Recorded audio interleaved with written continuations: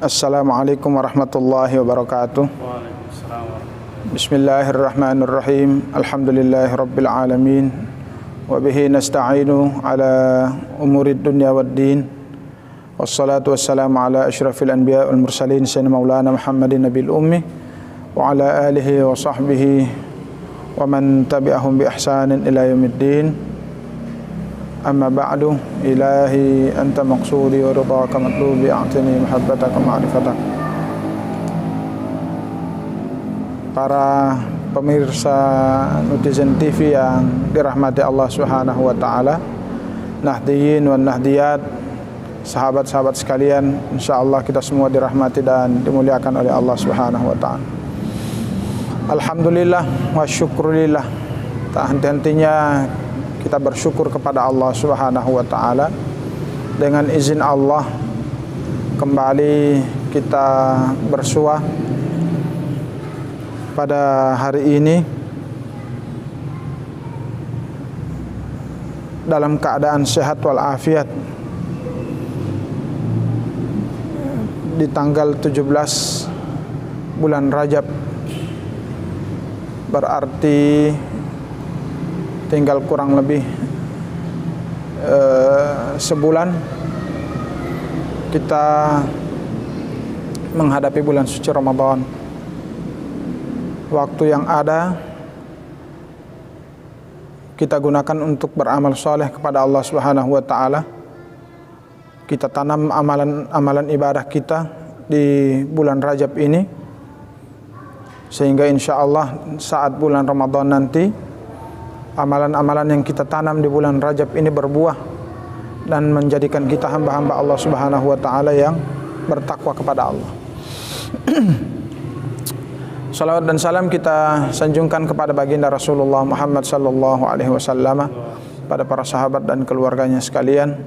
Semoga syafaat Rasulullah tercurah kepada kita yang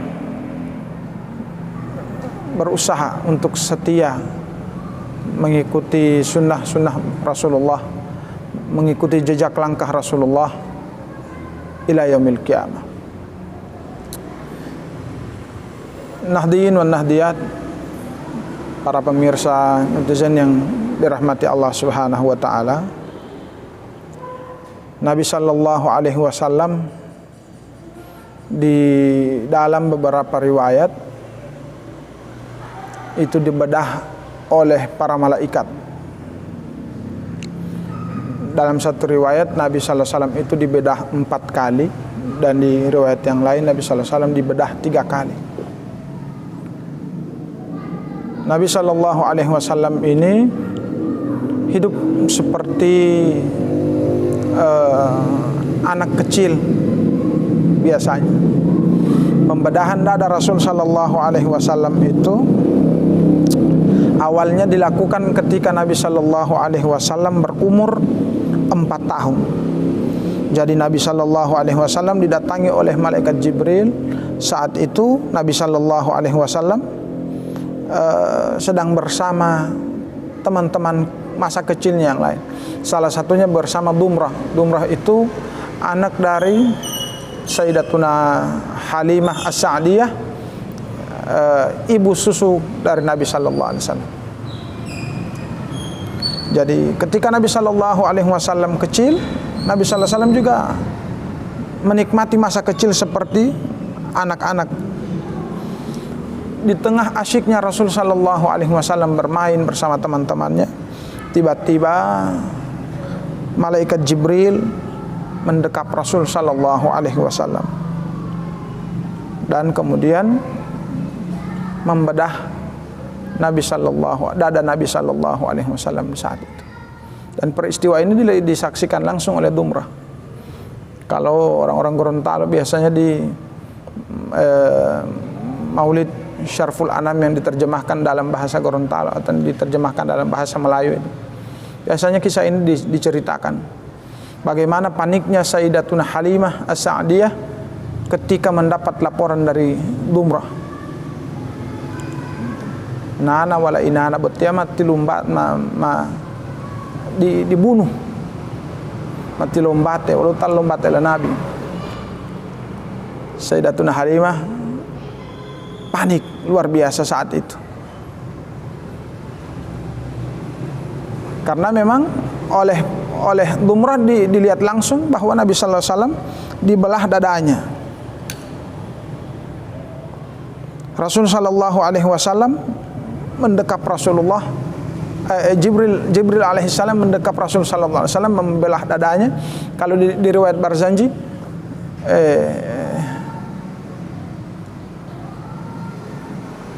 wasyaqqal malakani, dada Nabi sallallahu alaihi wasallam dibelah oleh dua orang malaikat. Sodrahus syarifah, wasyaqqal malakani sodrahus syarifah. Dua orang malaikat membelah dada Nabi sallallahu alaihi wasallam yang mulia. Wa akhraja minhu alaqatan damawiyah, dan mengeluarkan alaqatan damawiyah itu titik-titik hitam yang masih ada di tubuh Nabi sallallahu alaihi wasallam. Tentunya pembelahan dada Nabi sallallahu alaihi wasallam ini bukan karena Nabi sallallahu alaihi wasallam tidak suci. Kalau Imam Ali pengarang Simtud Durar mengatakan, "Wa ma akhrajal amlaku min qalbihi adza." Tidaklah pembelahan dada Nabi sallallahu alaihi wasallam itu untuk mengeluarkan kotoran. Walakinnahum zadahum tuhran ala tuhran. Akan tetapi pembelahan dada yang dilakukan oleh Jibril itu agar menambah kesucian daripada hati Nabi yang memang sudah suci. Kalau di riwayat yang lain hanya ada 2 titik. Jadi di kalbunya Nabi sallallahu alaihi wasallam itu ketika dikeluarkan oleh Jibril, ditaruh di atas nampan yang terbuat dari emas, kemudian dicuci dengan air Zam-Zam. Kemudian yang dikeluarkan oleh Jibril hanya dua titik kotoran. Karena Nabi punya cuma 2, orang punya berapa? Nabi punya 2. Itu pun yang 2 itu dikeluarkan. Untuk yang selanjutnya, pembedahan selanjutnya hanya tinggal kembali disucikan.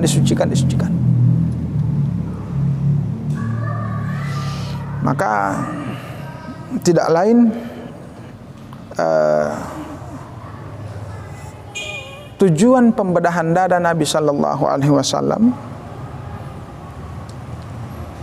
untuk mengeluarkan sifat-sifat yang masih melekat, dan itu sifatus syaitaniyah, sifat-sifat syaitan yang masih melekat dalam kalbu. Karena upilo puhutumailah Allah subhanahu wa ta'ala to manusia itu tolu. Ketika kalau di sir asrarnya Syekh Abdul Qadir Al-Jailani, yang Allah subhanahu wa ta'ala ciptakan lebih dahulu itu namanya Ruhul Qudus, Ruhul Qudsiyah, roh yang suci. Yang mana itu? Kalbi, akal, dan ruh. Tu weo lima dong golu ruh weo, walau ruh nabati, walau ruh hayawan. Ruh nabati itu yang ada di dalam badan, tapi yang berhubungan dengan tumbuh-tumbuhan. Misalnya di kita orang punya rambut masih tumbuh, kita orang punya kuku masih panjang. Karena itu ruh, ada ruhnya masing-masing, ruh nabati. Ada Allah ruh hayawan sama kita orang. Ruh hayawan itu sehingganya ada manusia yang dia bawa buas. Ada manusia yang masih punya sifat-sifat hayawani di dalam dirinya. Sehingganya oleh Nabi sallallahu alaihi wasallam dikeluarkan sifat-sifat buruk itu, sifat hasud, sifat dendam, sifat marah, dan sebagainya. Kemudian kenapa itu dikeluarkan?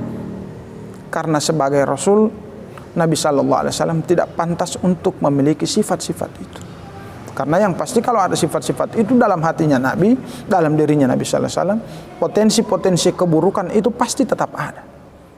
Sehingganya oleh Allah Subhanahu wa taala jangan sampai. Maka Nabi sallallahu alaihi wasallam itu adalah orang yang maksum, sudah diampuni oleh Allah Subhanahu wa taala, segala dijaga oleh Allah Subhanahu wa taala.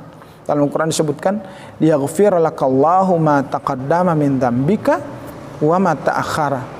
Allah Subhanahu wa taala telah menghapus kesalahan Nabi sallallahu alaihi wasallam yang telah lalu dan yang akan datang.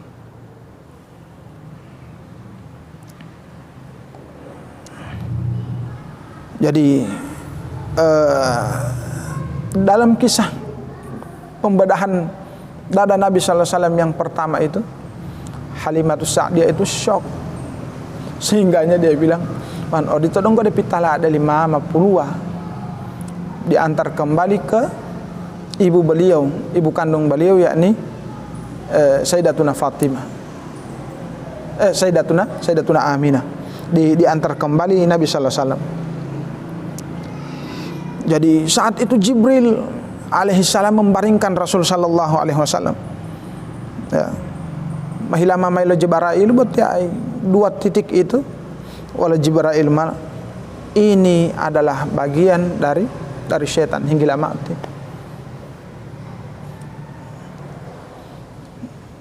Jadi setelah dicuci, kemudian dipasang kembali oleh malaikat tanpa ada rasa sakit sama sekali dirasakan oleh Nabi sallallahu alaihi wasallam. Wan tonabi utit tilang gulali irhas. Irhas itu ciri-ciri kenabian.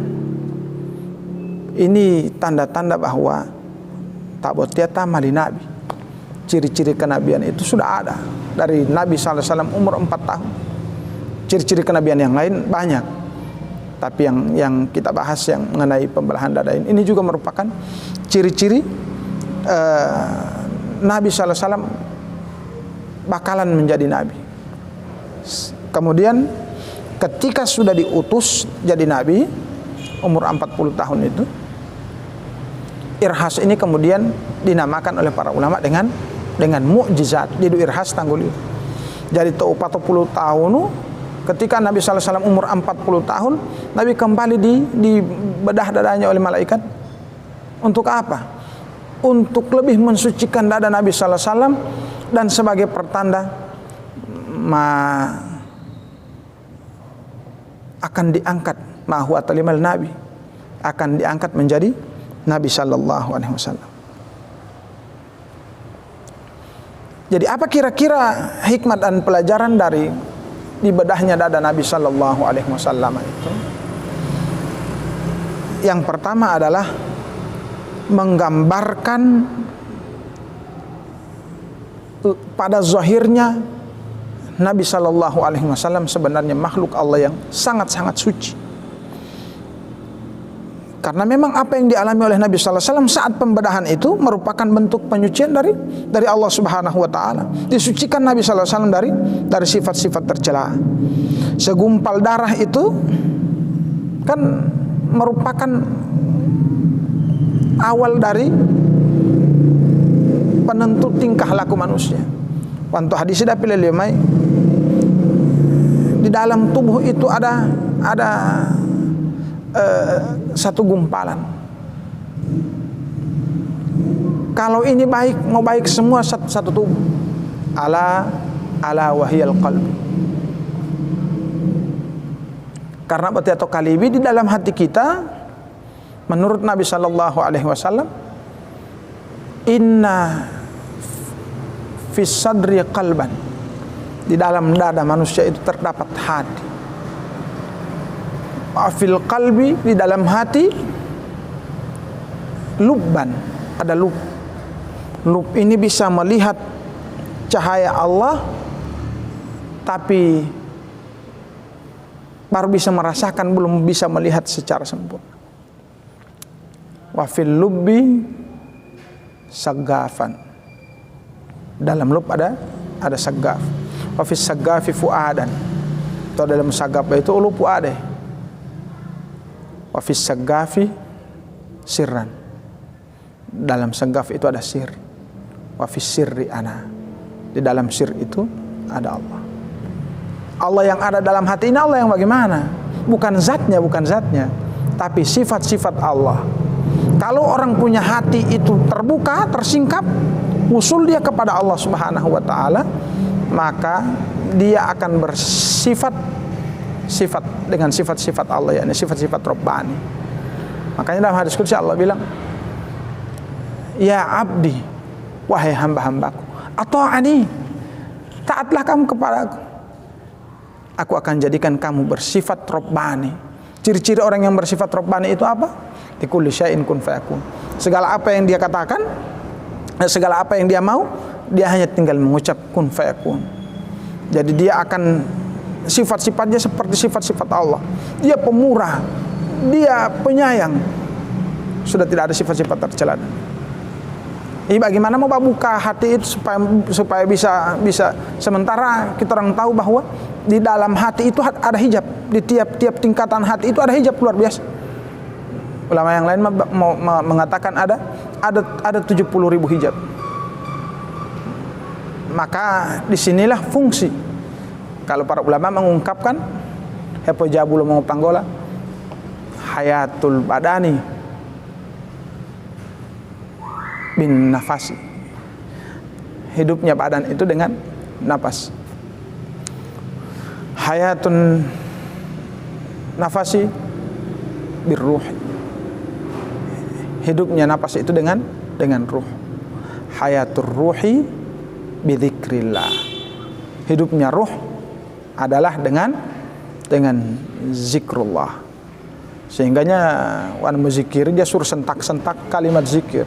Dia suruh sentak-sentak kalimat zikir, tujuannya adalah untuk menghancurkan baitu kalibihi botua. Kalau praktek-praktek yang diajarkan para ulama, bisautin qawiyin wa darbin syadidin, poda mengamola suara kalimah dan suara keras, angkat suara, darbin syadidin, dipukul dengan pukulan yang kuat ketika menyebut ismudzat, ketika menyebut nama Allah, lafzul jalalah. So kayaknya ini pembahasan, ya kita lanjut. Hikmah yang lain, hikmah dari dibelahnya dada Nabi sallallahu alaihi wasallam adalah menanamkan rasa kasih sayang pada diri Nabi sallallahu alaihi wasallam.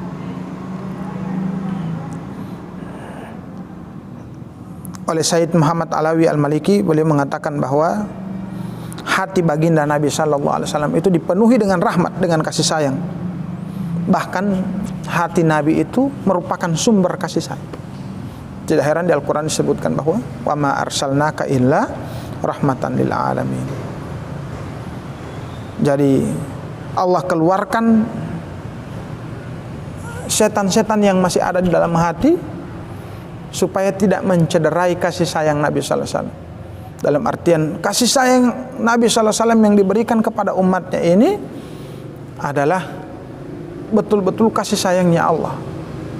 Tidak ada tendensi apa-apa, tidak ada isi apa-apa selain murni karena Allah Subhanahu wa ta'ala.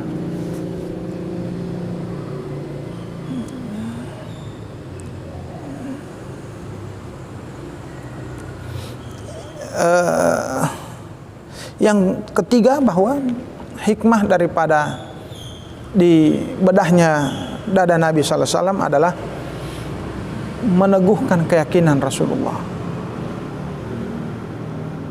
Karena memang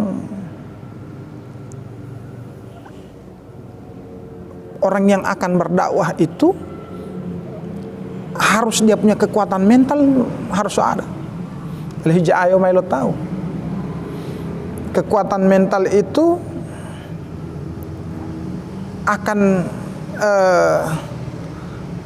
dipakai untuk menghadapi hambatan-hambatan ketika Nabi sallallahu alaihi wasallam berdakwah. Saat Nabi sallallahu alaihi wasallam dibedahkan, Nabi sallallahu alaihi wasallam sendiri melihat bagaimana proses beliau di bedah itu. Sehingganya pada awalnya Nabi sallallahu alaihi wasallam khawatir, bosan jadi apa ini?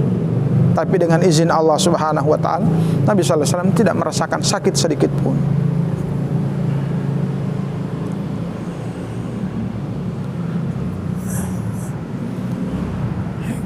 Ketika Nabi sallallahu alaihi wasallam dibedah yang ketiga, itu sebelum Nabi sallallahu alaihi wasallam melakukan Isra wal Mi'raj. Ini juga pelajaran yang besar bagi kita bahwa ketika akan berhadapan dengan Allah Subhanahu wa taala, diundang oleh Allah Subhanahu wa taala, seyogianya hati dalam keadaan bersih. Oleh Nabi sallallahu alaihi wasallam yang so bersih, memang sudah bersih karena sudah 2 kali dibedah. Ketika diundang untuk menghadap Allah Subhanahu wa taala, dibersihkan lagi, ditambah bersihnya. Bagaimana dengan kita orang yang bermi'raj setiap hari 5 kali? As-salatu mi'rajul mu'minin. Salat itu mi'rajnya orang yang beriman. Bagaimana kita orang punya hati ketika menghadap Allah Subhanahu wa taala 1 hari 5 kali. Sehingganya ketika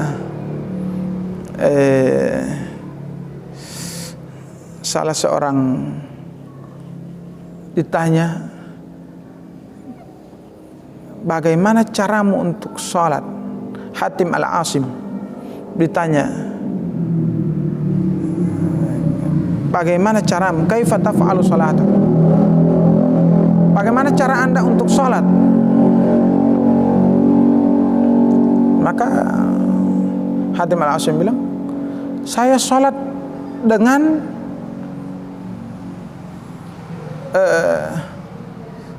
dua kali berwudu. Saya membersihkan diri saya dengan 2 kali wudu. Kalau orang fikih melihat ini, tidak ada dua kali wudu. Maksudnya bagaimana? Maksudnya adalah berwudu zahir dan berwudu batin. Jabo lahir ya bersih, batin oleh bersih.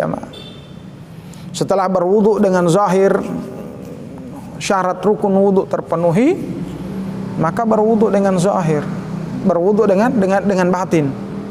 Bagaimana berwudu dengan batin? Hadirkan hati, tancapkan kekhusyuan dalam hati. Kemudian bayangkan kita orang ini tidak ada apa-apanya di hadapan Allah Subhanahu wa taala. Maka ketika dia akan sholat, dia membayangkan seolah-olah Ka'bah ada di hadapannya, seolah-olah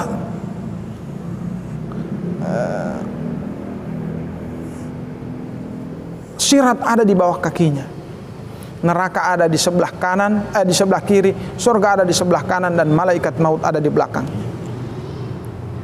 Ketika dia akan mengucapkan takbir Allahu Akbar, dia membayangkan seakan-akan itu adalah takbir yang terakhir, seakan-akan itu adalah salat yang terakhir. Kalau sebagian orang merasa diawasi oleh Allah Subhanahu wa taala dalam keadaan bagaimanapun juga. Sehingga hadirin sekalian yang dirahmati dan dimuliakan oleh Allah Subhanahu wa taala, pembedahan dada Nabi sallallahu alaihi wasallam itu dilakukan, ya, kita perkuat bahwa awal itu mengeluarkan bagian setan itu yang masih ada 2 titik, diisi dengan ilmu dan hikmah, diganti itu dengan ilmu dan hikmah, sehingganya ketika itu so bersih. Waktu Nabi sallallahu alaihi wasallam Isra wal Mi'raj, hal-hal yang luar biasa yang Nabi temui tidak membuat Nabi sallallahu alaihi wasallam heran, tidak membuat Nabi sallallahu alaihi wasallam takut lagi. Sampai-sampai kan Nabi sallallahu alaihi wasallam disuruh untuk mengimami salatnya para malaikat dengan salatnya para nabi ketika di langit. Todwalo itu mau mali imamu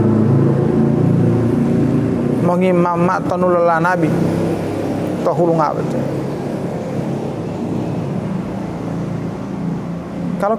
Kalau kita nalar biasa dengan ilmu fikih misalnya, Nabi sallallahu alaihi wasallam ini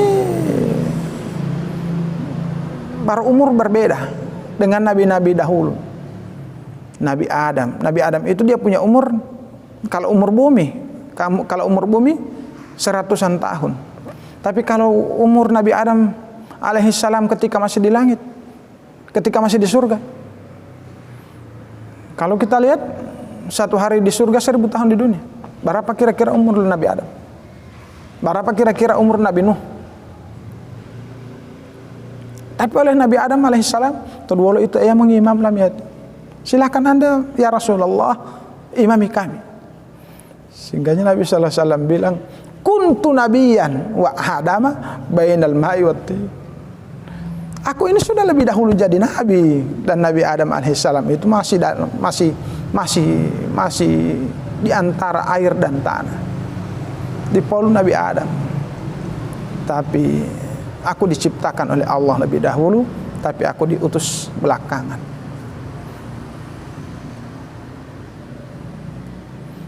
Setelah mengimami orang sholat, para nabi dan malaikat sholat, Nabi sallallahu alaihi wasallam disuguhi oleh para malaikat. Tadwala itu ayyamullahu ta'ala ta'ala.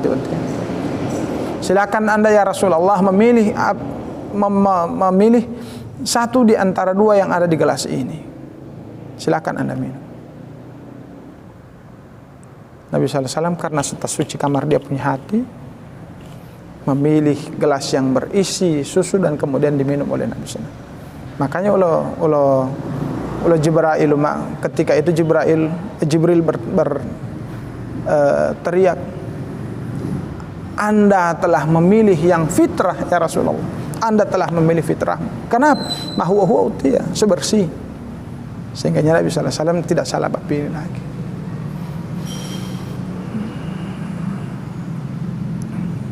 Pembedahan dada Nabi sallallahu alaihi wasallam, hikmahnya yang terakhir adalah semakin menunjukkan kemaksuman Rasul sallallahu alaihi wasallam, memperkuat bahwa Nabi sallallahu alaihi wasallam itu maksum. Nabi itu ketika mau berdakwah, karena umat yang dihadapi macam-macam, kita orang ini tidak tahu nanti model yang keberapa yang Nabi hadapi. Tapi sebelumnya Nabi mendapati umat yang banyak sekali dia punya model. Makanya oleh Allah Subhanahu wa taala Nabi itu harus dibekali dengan power yang luar biasa agar bisa diterima oleh umatnya. Dengan adanya pembedahan dada Nabi sallallahu alaihi wasallam yang membuang potensi-potensi keburukan itu, akan menjamin bahwa Nabi sallallahu alaihi wasallam bukan nabi biasa, tapi Nabi sallallahu alaihi wasallam adalah terjaga keluhuran akhlaknya. Tidak mungkin bagi Nabi sallallahu alaihi wasallam untuk berbuat maksum. Kalau kita orang tidak ada jaminan maksum, sering berbuat mesum. Oleh Nabi sallallahu alaihi wasallam diangkat itu oleh Allah Subhanahu wa taala. Potensi-potensi keburukan yang akan Nabi sallallahu alaihi wasallam hadapi itu dihilangkan oleh malaikat Jibril, diangkat dengan perintah Allah Subhanahu wa taala. Jadi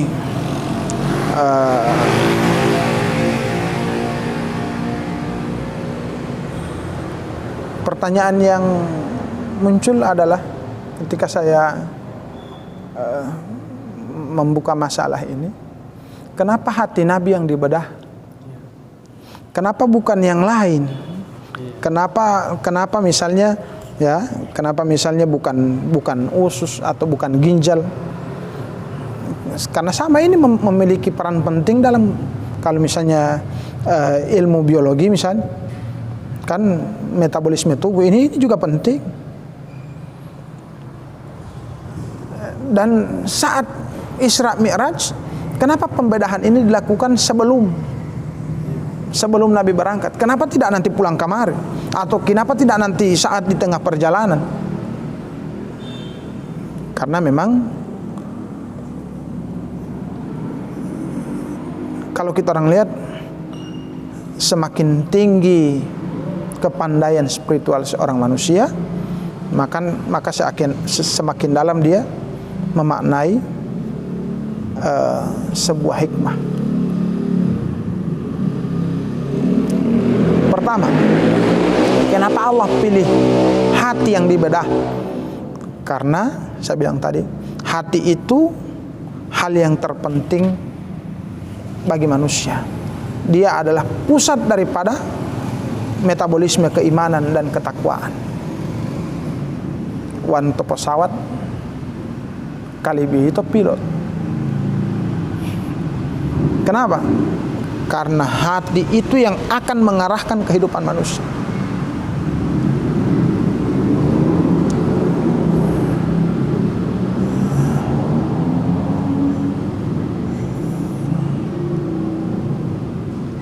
Istafti qalbak walau aftu. Kalau akan menghadapi berbagai masalah, Imam Ghazali bilang, minta petunjuk dari hati kecil. Meskipun orang-orang memberikan petunjuk, meskipun ada yang bilang begini, meskipun ada yang kasih tunjuk begini, minta petunjuk dari hati kecil.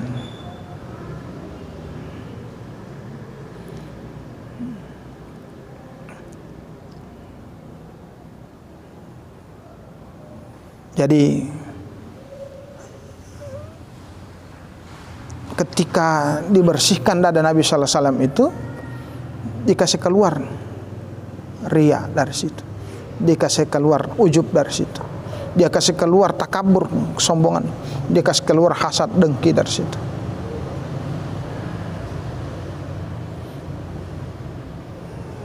Dihiasilah dada Nabi sallallahu alaihi wasallam dengan hikmah, saya bilang tadi. Apa itu hikmah? Kebijaksanaan. Diisi dengan iffah, kesederhanaan. Diisi dengan syaja'ah, keberanian. Diisi dengan keadilan. Sehingganya apapun yang Nabi sallallahu alaihi wasallam lakukan, itulah yang terbaik. Karena oleh Allah Subhanahu wa taala, sebelum Nabi sallallahu alaihi wasallam diangkat menjadi Rasulullah, ya, sebelum Nabi sallallahu alaihi wasallam diangkat menjadi rasul, sebelum dikukuhkan menjadi seorang nabi dan rasul, 4 tahun umur beliau punya dada, beliau punya hati sudah dibersihkan oleh Allah Subhanahu wa taala. Jadi bukan karena di hati Nabi terdapat kotoran,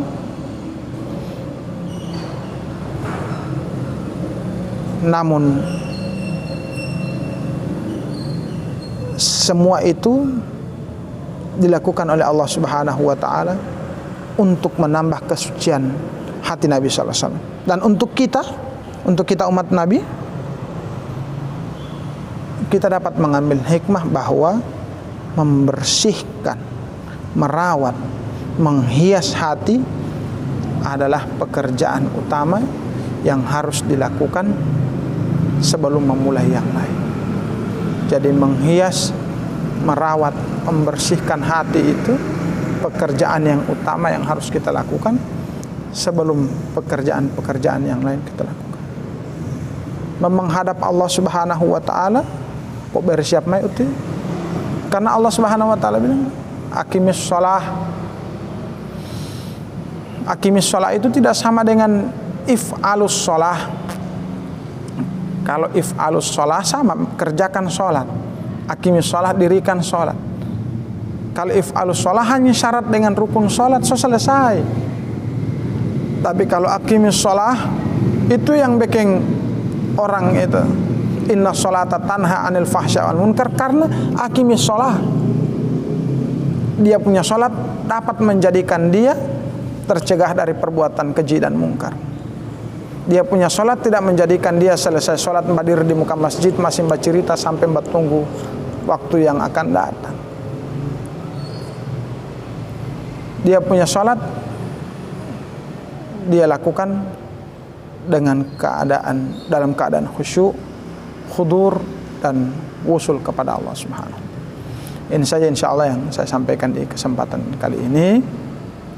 Kita berdoa kepada Allah Subhanahu wa taala, semoga dengan kita mempelajari kembali sejarah tentang pembedahan hati Nabi sallallahu alaihi wasallam, Allah Subhanahu wa taala jadikan kita orang-orang yang hatinya hidup. Cara menghidupkan hati sekali lagi adalah dengan zikrullah. Banyak-banyak berzikir kepada Allah. Kalau orang banyak berzikir kepada Allah, dia hancurkan hatinya yang membatu itu. Batu-batu ti.